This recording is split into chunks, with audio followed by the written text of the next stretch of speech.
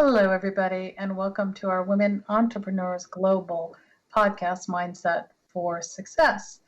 And today I'd like to explore the unconscious struggles that female entrepreneurs have often had to overcome in order to be successful. I'm your host, and my name is Dr. Leslie Knutson. And today I'm so excited to meet and hear from our guest, whose name is Velera Wilson. And Velera is a true leader in the community of women who are empowering our future women entrepreneurs. She's also authored a book recently called I'm Absolutely Worth It, which I think gives you an idea of her drive and to inspire and to motivate women. She's also been a prolific women's issues writer for Thrive magazine and has recently written a guide on the 6 steps to negotiate the salary you deserve without letting fear override. Velera has also had a really successful long career as a leading marketing strategist for 20 years. So please welcome our distinguished new guest for today, Velera Wilson. Hello, thank you so much, Dr. Leslie. And yes, you got it. It's Velera Wilson. I'm excited to be here today and talk with your audience about my upcoming book, You're Absolutely Worth It, and some of the things that I've seen in my career and personal life as it relates to ambition and confidence. Great. Sounds wonderful. So today I wanted to talk a little bit about the difficulties that I see in terms of successful female entrepreneurs. You know, I think oftentimes business acumen is sought after as something very critical in terms of being a successful entrepreneur, but oftentimes I find that we rarely talk about the psychological challenges that women often face to achieve their success as entrepreneurs. And I like to refer to these as the unconscious struggles. And some of these would be the struggles that can create doubt, can also undermine success, and also destroy self-confidence. And so for our first question, Velera, I would like, if you can, to give us a little background on, given that you were so successful as a marketing executive, what made you want to write your book? And was that somewhat of a risk for you? Not to mention a big shift in terms of coming out of marketing and into being an author. Sure. So I think everything that we do is an evolution or prepares us for the next. And so for me, the book is an evolution and progression of my own life and journey as a professional woman in corporate, as well as in my personal life, and the experiences that I've had and collected along the way, the struggles I've had, the learnings, all of that has really led to me to write the book around or about releasing self-doubt and embracing confidence and owning our yeses as women. So often I have found for myself in particular, and then talking with so many other women as I've progressed in my careers, we have the external signs of success, the things that we're pushing towards and that people see, but they don't always see the struggle or the internal voices, the internal chatter that we might have of ourselves. And that's where you hear, about imposter syndrome, often, rearing its ugly head and causing us to really doubt ourselves and to wonder, well, am I really good enough? Or can I really ask for that promotion or that salary? Or can I really go for that role? Or can I really own my voice? And all of those things just, they're part of our experiences. And I found that it becomes so important now to talk about that, because we need to know, one, that we're not alone, two, that we're not imagining things, and most importantly, three, that there are ways for us to overcome that and still be successful. I don't think that fear or doubt will ever leave us, but we can manage it to the point that it does not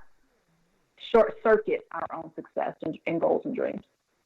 And what are some of the strategies that you use to overcome that? Let's just go with the imposter syndrome which, is such a frequent discussion around women entrepreneurs in terms of sort of struggles they have. But what did you do to be able to overcome those kind of dark days when you weren't really sure if you were able to go as far as you wanted to go? Sure. I think one of the most important things is to own where I was, and I say that to every woman, is to own where you are and not to discount it in your pursuit to the next. I found that for me in particular times is that when I'm pushing for the next phase of growth, the imposter syndrome comes from discounting where I've come from and how hard I've had to work in order to get to where I was, and know that work prepared me for the next. And it's just that uncomfortable phase that causes us sometimes to question, am I enough for the next phase of growth? When in fact it is. It's just the unknown. It's that gray area, right? That the space between where we are and where we want to be is uncomfortable. It's uncharted territory. And it becomes important, as I mentioned, to really say, no, wait a minute. I have worked this hard and this long to get here. Whether it be student loans to be repaid, whether it be hours at work, hours studying to get certifications and degrees, hours spent working in a certain field. I positioned myself for this. I've positioned myself for the next thing. And to own that and let that be the platform from which you stand with confidence, and that I stand with confidence to say, yes, I have room to grow, but I also have worked to get to where I am, and it's positioned me for where I want to go. I think that's the biggest thing, is to own that, and to know that perfection is not required for confidence. Perfection is not the prerequisite, and in that it's an elusive state that can be very, very dangerous to try to achieve. And if we can't wait to be confident until we feel perfect. We can't wait to be confident till when we get that next title. Confidence starts today. And it starts with owning the value that we bring and deliver today, because what we know, no matter how little we think it is, it's always something that someone else needs. When we were hired, whether it be an analyst role, entry-level role, we were hired for something that we know how to do. And whether that be, again, analyst or VP role. So own what you know right now. Value that. So I also with confidence. Excuse me. And I think you're also talking about how important it is to really celebrate the small wins and take those on board and really let them sort of define you in the moment in terms of what a great step forward you've made. And yes, there are other challenges down the road, right? But for right now, exactly. You've got this win. That's right. That's absolutely right. And I think that's really important, and certainly something, I guess, that you could mentor to other women coming in who think they have to be perfect, as you said, all at once. Nope, no one's arrived. Probably not. So let me ask you, it's sort of in the same ballpark, let me ask you a little bit about the guide that you wrote on steps that women can take to ask for a raise while not being overcome by fear. So asking for money, whether you're a female exec or raising capital as an entrepreneur negotiating term sheets, can be scary. And I wonder, in your experience, why do you think it's so hard for women to ask for what they feel they deserve? And have you ever done that yourself? If you could share that. Oh, yes. I just literally was having a conversation with a woman today about a position, and she and I are talking about how salary conversations are very difficult for her to have, and she said something that I just consistently hear so many women say that I've said is, well, am I being too greedy? If I ask for this, will I make it an uncomfortable conversation? Will they think I'm just, all about me? And so it really becomes almost this community mindset to our own personal well-being. And I don't know, maybe sometimes that happens from just how we were nurtured as women to be community minded. It's about, let's play together with dolls. Everything is community minded. Maybe men aren't always, they're throwing rocks at each other.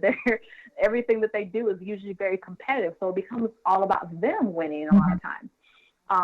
And so I think it's cultural.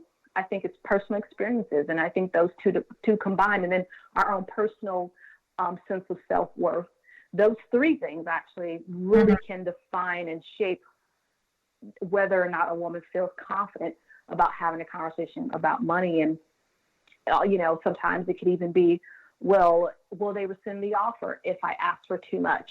Will I create a bad working relationship? Again, all things that are related to someone else perceiving me the wrong way or perceiving me in a negative way. And I have experienced that for sure. And the ways that I have overcome that, one, it actually came from a male mentor. I was having a conversation about a job that I was interested in a role, and they came back with an offer that I really wasn't as happy about. And he said, well, why don't you go ask for more? Because if they offered you that much, then that means they have more.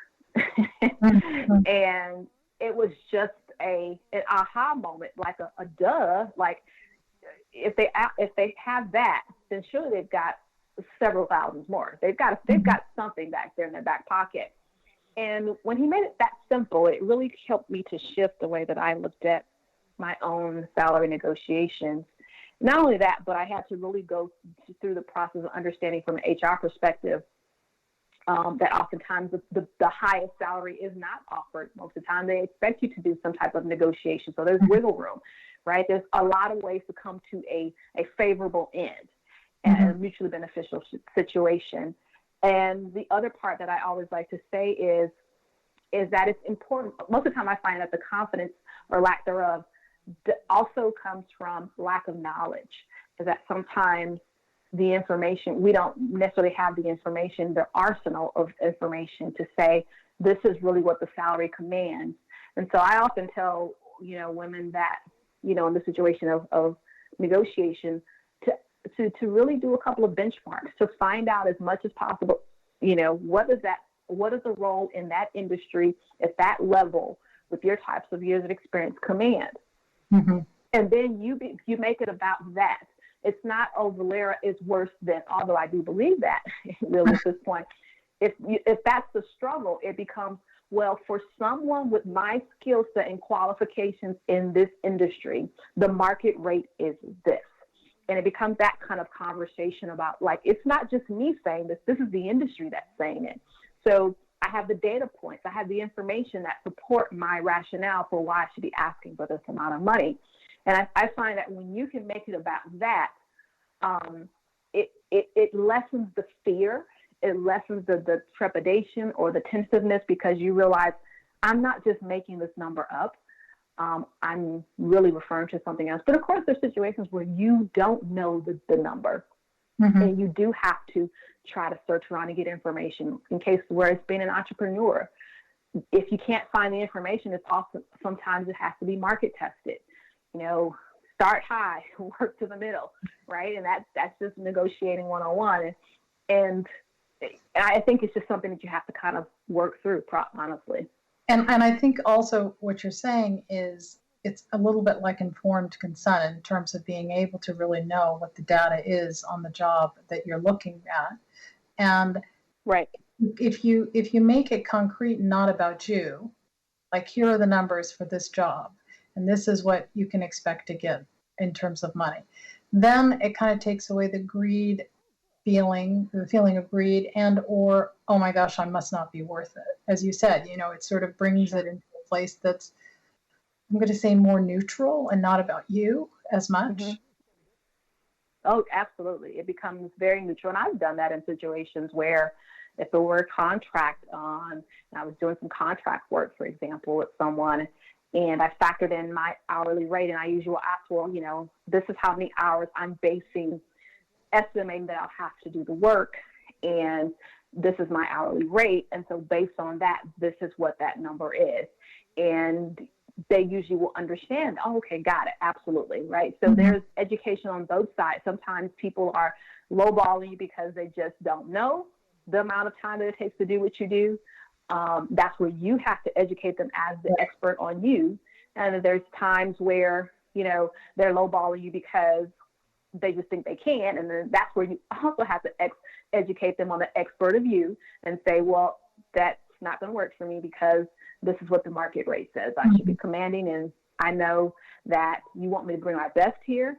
And so in order to do that, this is what it's going to require for me to be here. So knowledge is power, right? It's really being able to have it gosh. and go forward. And that's part of the way to build self-confidence, because you've done your work and you know what's out there in terms of what you can be paid. And I think money's difficult, as I know you know, but in terms for women, that it's really nice to be able to have some concrete, not about you, steps to overcome that. So I appreciate that. I think that's really helpful. Let me ask you another question. I know you're particularly focused on helping underrepresented women. And I sort of have a question about, do you think that the unique and unconscious inner struggles of your audience has made it even harder for them to pursue their dreams? Sure. I think it's impossible so a couple things. One is that I definitely, as I am a Black woman, so I uniquely understand and have experienced a lot of what Black women experience. But I would definitely say that the message of confidence and self-worth is not just defined to me for Black women. It is one for every woman. I've talked to many women around the world who struggle with that. So I definitely would not pigeonhole myself to that space. But I would say that the unique experiences of women of color in particular can and has definitely made it more challenging for us to understand and really articulate and command our worth in different settings, because it's impossible to not factor in cultural and racial and then layer on gender when you talk about experiences in the workplace as well as in entrepreneurship. The numbers are there and they're not lying. More when the amount of funding that female startups get and then female startups of color get is dramatically different than that for men, right? And then when you layer on the staggering numbers of representation of women of color in C-level roles and in corporate America, the numbers they're not lying. And so when you see all of that and you have dreams and goals and you say, well, but I don't see anyone that looks like me up there. I don't see anyone that looks like me that's successful in that business, or as many of us, it definitely does paint, and it can paint a grim picture. And so, yes, that definitely has impacted it. And I think it becomes a personal action to say, well, what am I going to do in the way that I define success? What can I do for me? And what have you what done? Can I do to? And what have you done to do that? And what have you done to do that? I mean, I think one. Go ahead. No, I just wondered in terms of what have you learned sort of in your career to be able to say, I'm going to do the best that I can and overcome the fact when I look around me, I don't see anybody like me. How can you build, I don't know, actionable ways to go forward? Sure. I think the one thing is I call it owning my yes. I can't control what you say to me, but I can control what I say to myself. And so it becomes really, really important, I think, and for me and any other woman that takes action for herself, is to really look at the situations that she's in and says, is this mutually beneficial? Mm-hmm. Does this situation, does this role, does this entrepreneurship, situation, does it really work for me? And how do I make it successful for me? And oftentimes, it may look dramatically different, or it might look different. For example, If you think about a lot of women of color in corporate America, and I look at myself and I say, okay, am I being celebrated where I am? Am I being supported where I am? If I'm not, why am I still there? Because if I bring value, that I need to be it's really important for me to recognize for that value. So let me go where I can be recognized for that value. And so that may involve moving around at different companies, right? And to make your own progression. But I think it's very subjective to every woman, and she has to track her own success as she sees fit. But then there's also a lot of women, that are in corporate that have opted to say, I'm going to be my own CEO. I'm going to start my own business. For that very reason, is because I'm not celebrated here. And then in the cases where it is, you're an entrepreneur already, it's around connecting to the sources of energy and support for yourself. And I'm thankful that there are so many organizations that are starting to support female founders and angel investors and that sort of thing. Obviously, definitely not as many as, counterparts have. But they're rising up, and so it becomes really, really important to connect to those, because there's always going to be noise about what you don't have. Now, it becomes really important to be intentional about connecting to the information and the sources of inspiration that say yes to you. I totally agree, and it's also about getting with mentors who are really healthy psychologically and know how to put boundaries down. So when you talk about, if I'm not celebrated, then maybe I need to look elsewhere, that you have the support to say, yes, you need to put boundaries down. If this isn't working for you, maybe there's something else that can. Yes, and it absolutely has happened for me in situations that I think you bring up a really good point. It's so often I have found that at times, if we're so focused on one way, if we're focused on, I have to stay at this organization, they have to see my value, and you keep draining your energy trying to prove to them that you're worth whatever it is that you see that you are, dedicate that same, if not more, energy to develop your relationships outside of that, and create opportunities for yourself. And that actually has worked for me as well. As I've gotten promotional opportunities with other companies because I continue to develop my network and raise my hand and say, I'm ready for this. And I got people and sponsors and mentors that said, yes, we know you are. We know the value of your work. We're gonna give you the opportunity. And so as opposed to me trying to convince people inside that I was great, the people outside saw that I was great, and as a result, provided opportunities. That's great. I wanted to say, we're going to have to stop there, but I wanted to say thank you so much, Valeria, for joining me today and being so open and sharing today with our listeners your inspirational psychological journeys. Where can people reach out to you to learn more about your work? Sure. Well, they can reach out to me. They can reach out to me across, I'm on Twitter and LinkedIn, Velera Wilson, that's Velera Wilson. They can also find me on ValeraWilson.com. That's where they can also find information about my upcoming book, You're Absolutely Worth It. ValeraWilson.com is probably the easiest way to find me, Velera Wilson. Great, thank you. And in closing, I just want to say those of us at We Entrepreneurs Global are committed to powering the success of female founders. And for more information on our guests, this podcast, and many other founder programs, please visit Women Entrepreneurs Global, the first startup studio for women. And remember, part of helping young founders move ahead is for us to facilitate an open and non-stigmatizing dialogue about common unconscious struggles, such as the fear of failure and that loud, chattering internal critic.